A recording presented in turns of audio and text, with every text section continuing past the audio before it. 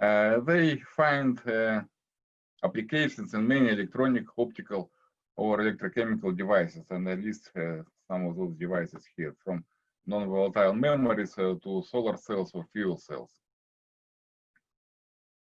Now, the physical science of materials involves many participants playing different roles.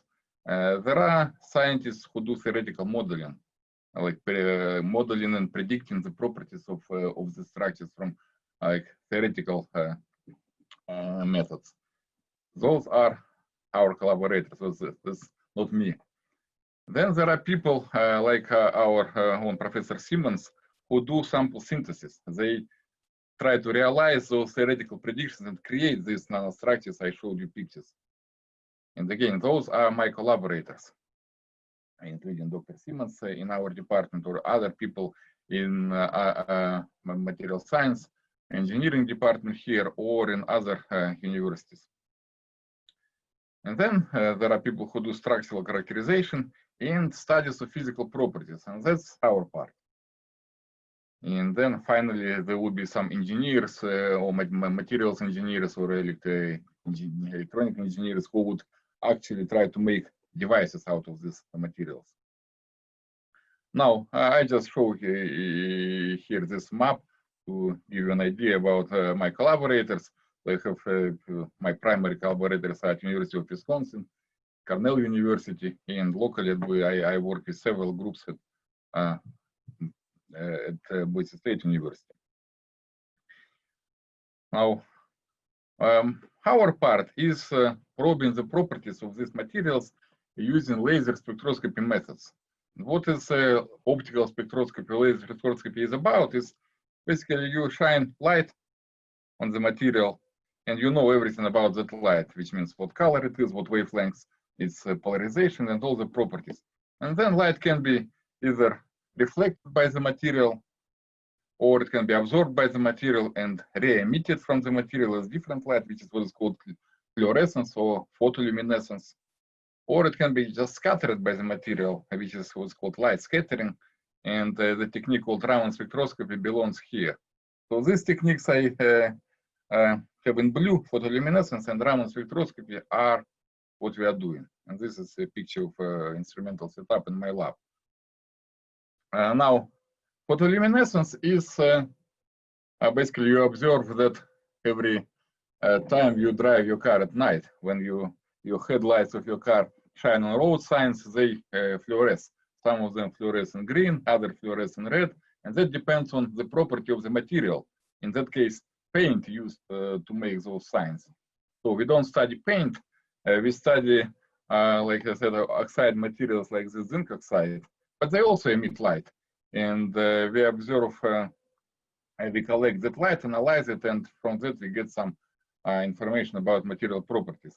In particular, I have this example of our recent work showing that pure zinc oxide emits in ultraviolet range, which means you don't see it. But when we make nanoparticles, like what the picture shows here, and our student came up with a way of manipulating their properties, like introducing defects in those nanoparticles, so that they start emitting light in the visible. And that is good for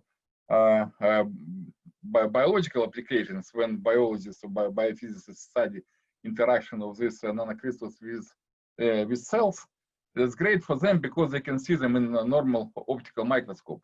It's hard to deal with all the materials emitting ultraviolet light because you would need to use some special microscope for that. And most biologists operate in the visible range. And that would be great for them because they can visualize. And this actual picture of those nanoparticles emitting blue light. Another type of data or another technique we are using is called Raman spectroscopy, named after Indian scientist Chandrasekhara Venkata Raman, who was one of the discoverers of this effect in 1928, and he got awarded the Nobel Prize for that just 2 years after the discovery, which is kind of unique. Oftentimes it takes decades for the scientists to be recognized. But the importance of his discovery was recognized in just 2 years. And that is based. 1 minute. Yeah, sure. I am about to finish. So that is basically we shine light, laser light on the material, and most of it is scattered the same color, the same wavelength. But then there is some little portion of that light interacting with the material and emits different light. And these additional peaks we see in the spectra, schematically shown here, tell us about the properties of the material. And the kind of data we are collecting in our lab are, as I mentioned, photoluminescence or fluorescence and Raman spectra. We measure, this picture shows a lot of spectra as a function of temperature.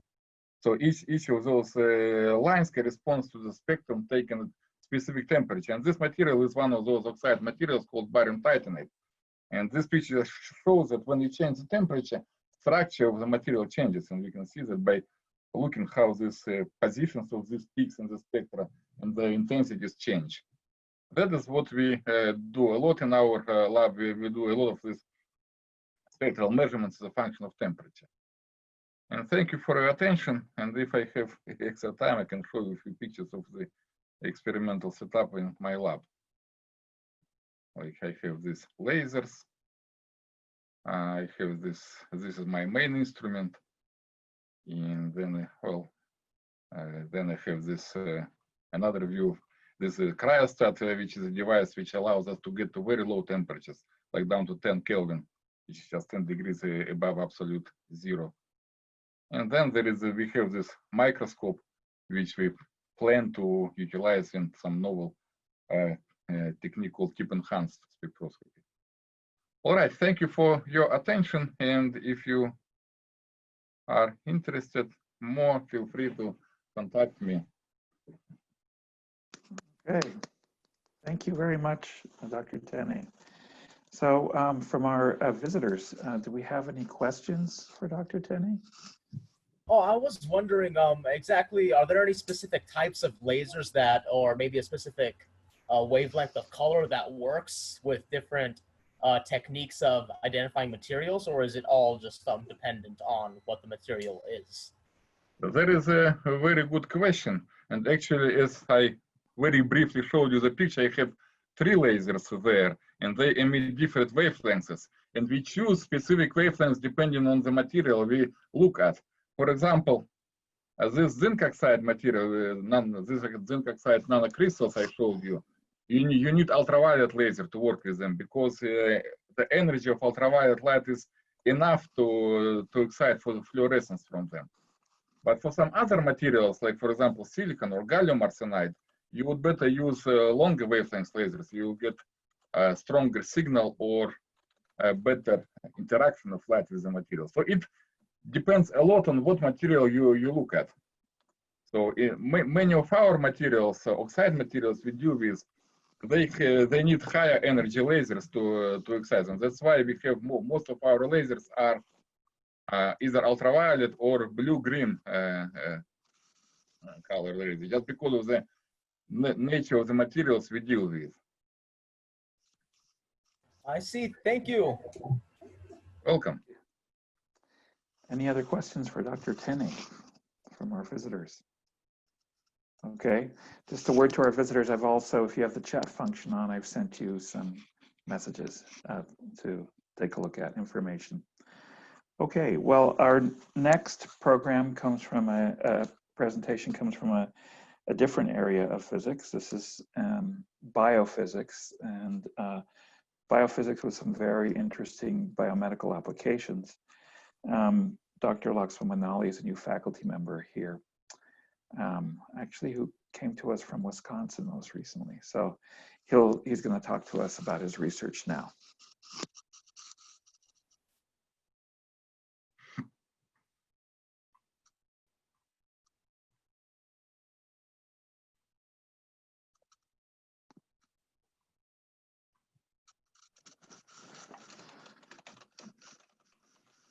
You're muted, Laxman.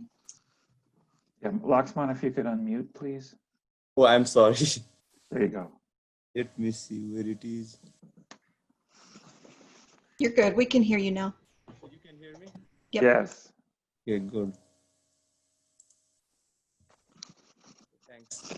So welcome to the Biological Electron Paramagnetic Resonance Lab at the Department of Physics, Boise State University. My research group is interested on the development and application of electron paramagnetic resonance techniques and methods to study the structure, dynamics, and function of model and biological membrane in the system that are relevant to human health and disease. So here we are interested on using multidisciplinary approach in solving problems in biology and medicine by integrating physics, chemistry, and biology. So the current research that is actively growing on the group is basically understanding the role of the membrane cholesterol in health and disease. I think everybody hear about mostly the bad part of cholesterol, that cholesterol is doing something bad in the body. But my group is focused here on to show you where the cholesterol is doing bad function and where it is good. Like if the beneficial or the healthy part of the cholesterol is in islands. So if you look at islands here, this is a normal islands. Here in the normal islands means there is without any disease, that a light passes through the lens and focus to the retina, and you will basically see the clear image. But if you have developed cataract, then the lens here is cloudy. So if the lens is cloudy, then the light is scattered through this lens and it cannot focus back to the retina, and the image here you see is the blurred image. So here what we are trying to understand is what is the role of the membrane cholesterol basically on the lens that may help to protect against this cataract formation. So by the age 80, if you look here, like 50% of the person will have this cataract or have at least done this cataract surgery. And the current treatment for this disease is, once the cataract is developed and it is severe, is to replace this lens with the artificial ones. What our group is trying to understand is that to understand the fundamental understanding on the molecular level that causes this cataract, so that we can develop the alternative strategy for the treatment of this disease. So we can think of something, we may not have to go to surgery or something. So that's one of the main projects that we are working on it. And another research project that I just want to give you the quick overview the group is actively working on is atherosclerosis. So I talked about membrane cholesterol. So the cholesterol is playing a beneficial role in islands, but what about in another part of the body that we hear in everyday life, like heart attack, stroke? That is the major cause of this atherosclerosis. So I'll talk about this atherosclerosis. So this atherosclerosis is the disease where the plaque is built up over the artery, and over the time this plaque hardens and narrows the artery, that limits the flow of this oxygen-rich blood to the different part of the body. So that can cause a serious problem like heart attack, stroke, or even death. So till now in the field, the known pathway that is contributing to this atherosclerosis is through oxidized LDL. But in our group, we are investigating the alternative pathway for the to understand this disease. Like there may be the membrane cholesterol in the membrane that may release cholesterol crystals and may aggravate or contribute significantly to this disease. That is not well understood in the field. So the group is currently investigating the fundamental understanding on the molecular level, which we believe should provide a new way for the therapy and the treatment for this disease. And the biophysical technique, since it is a biophysics lab, we are using is the electron paramagnetic resonance. So this is the typical EPR spectrometer in the lab. So here is the magnet that produces the magnetic field, and the microwave frequency passes through this waveguide on the resonator where the samples is kept. Here our samples is the biological samples that can be from the islands, or that can be from the atherosclerotic tissue that are arterial membranes. And this is the data acquisition sample system. And you can see here, this is the typical continuous wave EPR spectrometer that you can see in the lab. And you can see here the x-axis is the magnetic field and y-axis is the intensity. And by analyzing this EPR signal, you'll be able to know the structural and dynamic properties of the system. And basically, based on that, you'll basically know how the system functions, ultimately knowing the function of the biological system. So most of the EPR experiment we do on the lab is at physiological temperature, like 37 degrees centigrade, but we also perform some low temperature EPR experiment at 110 Kelvin. That is significant to study the structural property because we want to freeze all the dynamics. And this is done through this liquid nitrogen system. And this EPR spectrometer is located here in Science Building at a Boise State University.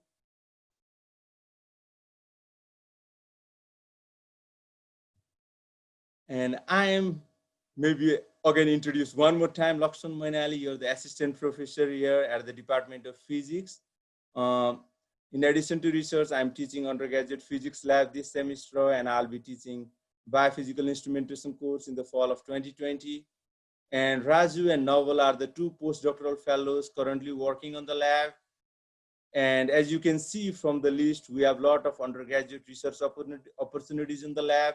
Jackson, Mason, Max, and David, and Erika from different departments in the universities are working on the group. And our lab is here, main equipment is located on the science building I showed you. And there are all other equipment like differential scanning calorimetry, DLS, and RSE sample preparation method that is located here in the multi-purpose building. And there is a lot of graduate and undergraduate research opportunities on the lab. So if you want to join my lab, so you can email me at lakshmanmainali@boisestate.edu. And our project is recently funded for 5 years for National Institute of Health, basically from National Eye Institute R1 grant. So you are, welcome to email me anytime to discuss in detail about this project. And I'll be happy to answer any questions if you have, or you can email me as always anytime. So.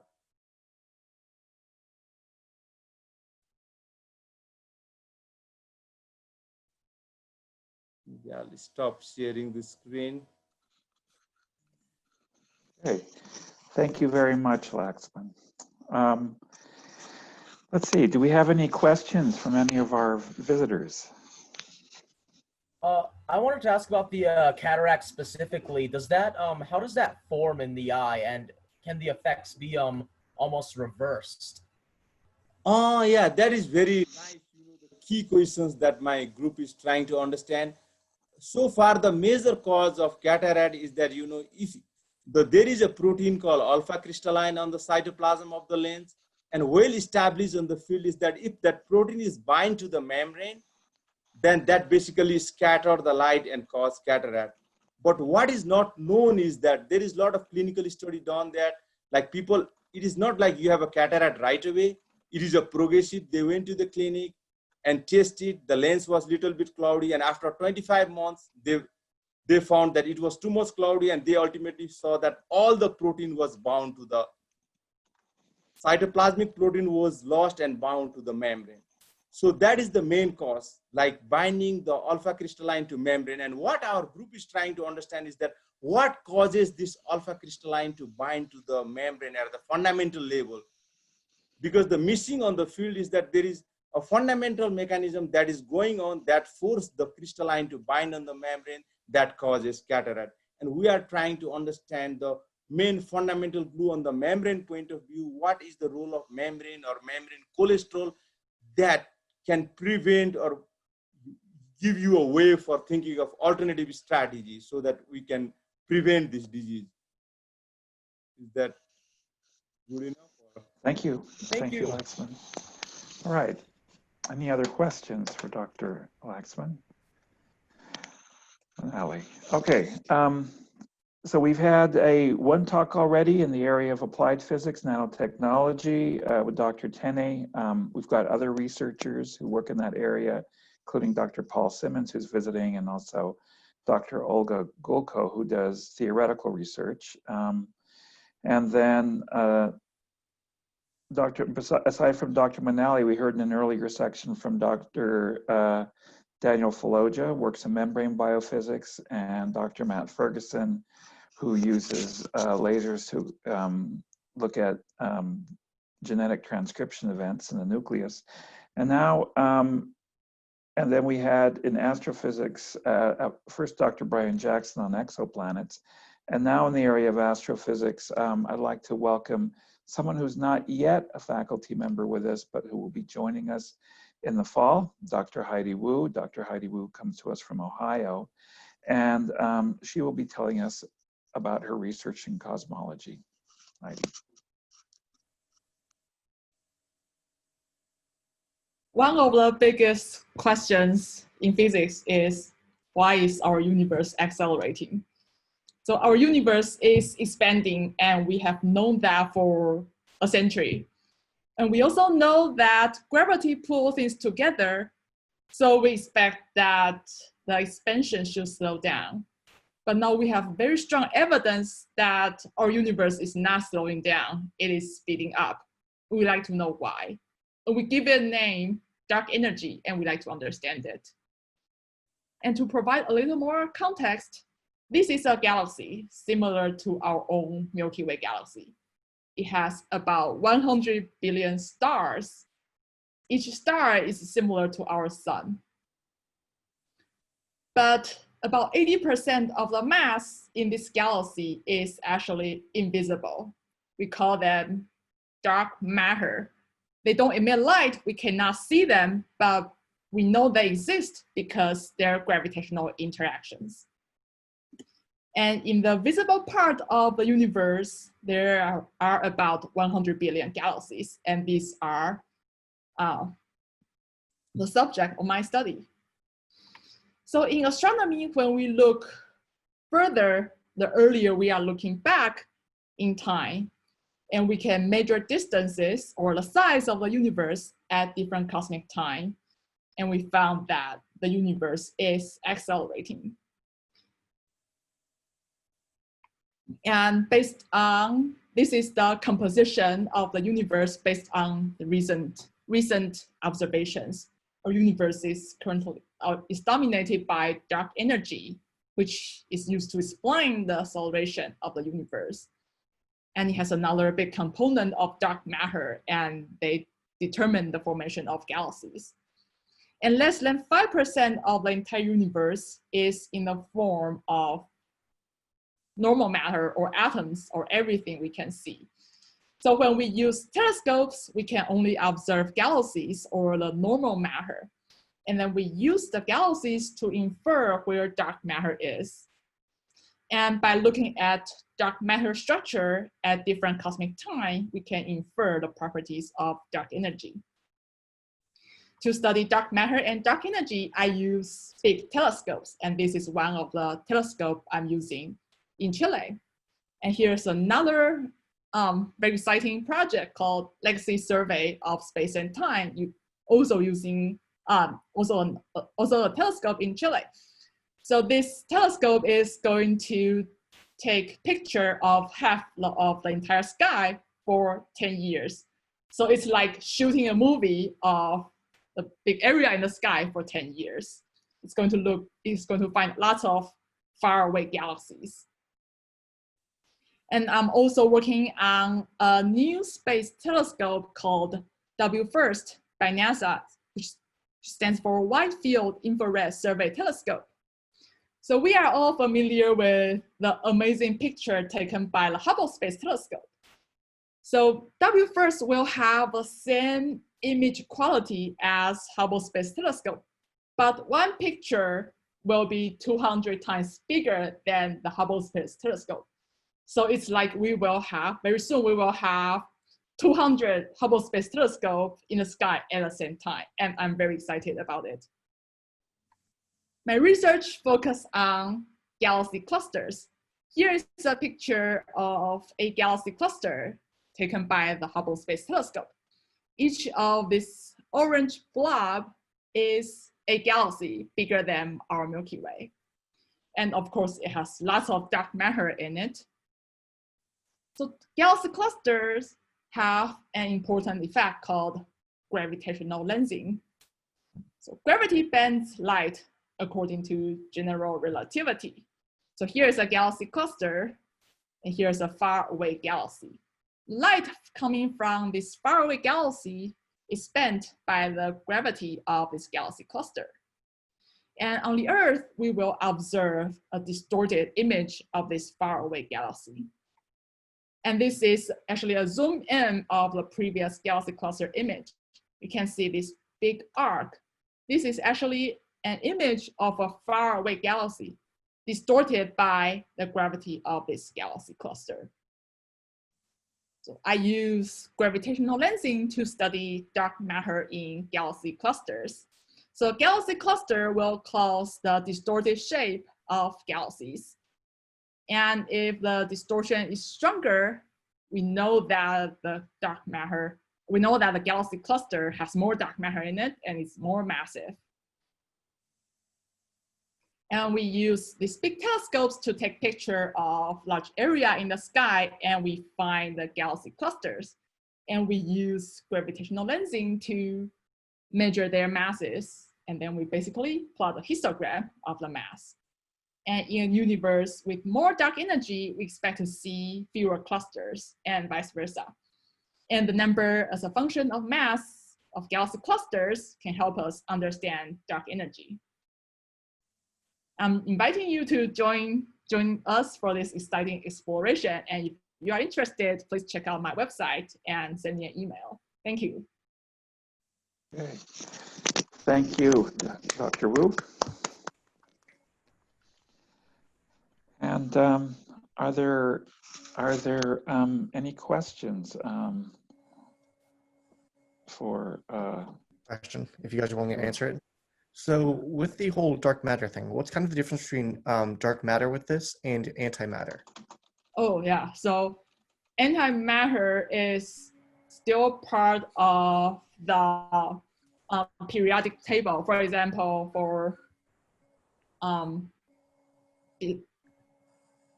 example, electron has anti-electron, positron, and like everything in our standard model of, or everything you know has an has its counterpart of antimatter. And so they still have electromagnetic interactions, but dark matter, they just don't have any electromagnetic interactions, and they don't interact with any of the atoms or particles in the current standard model of physics. Thank you. Other questions? I was curious about the how much different is the technology for seeing dark matter through a telescope different from like the usual telescope for seeing regular matter? Oh yeah, sorry, I should have said that. We always look at normal matter, visible matter, because they are visible. So then we look at the motions of the visible matter, because motions is determined by gravity, and the motions and the gravity and dark matter has gravitational interactions. And also gravitational lensing, we look at the visible galaxies, but when their images are distorted, we know there's gravitational lensing, and the gravitational lensing is caused by dark matter. So yes, yeah, thank you for asking. Yeah, we are always looking at the normal matter, but we can use gravitational lensing or dynamics or motions of stars and galaxies to infer where dark matter is. Okay, thank you. Great. Any other questions from our visitors? Okay. Well, thank you, Heidi. And I want to thank everybody, both in this session, Dr. Tenney, Dr. Manali, Dr. Wu, in our previous section that we had, our session at 11:30, Dr. Faloja, Dr. Jackson, and Dr. Ferguson. You haven't seen, in this session, you've seen 3 out of 10 of the faculty that are in our department present their research, but I hope it's giving you a taste of the variety of research we do, and also told you a little bit about the research opportunities we have. If you're interested in more information, please email us at physics@boisestate.edu, or you can visit our website, boisestate.edu/physics. And I want to thank everybody here. And actually, I think our dean, Dr. Leslie Durham, might want to say a quick hello to us. Hi, everybody. Just wanted to say hello and thank you for your interest in the Department of Physics. They are one of the outstanding departments in our College of Arts and Sciences. The ways that they support students, the excellence of their research, and the many ways that they engage with a variety of communities is wonderful. And if you're considering studying, you really won't find a better place to do it. So thank you so much for your interest, and thank you faculty and staff for being here to share a little bit of what you do with our guests. So thanks again, and I hope to see you at Boise State soon. Take care. Thank you, Leslie. Okay, thank you, everyone. And again, if you are interested in learning more, please contact us, physics@boisestate.edu. We would love to have you study with us. Thank you.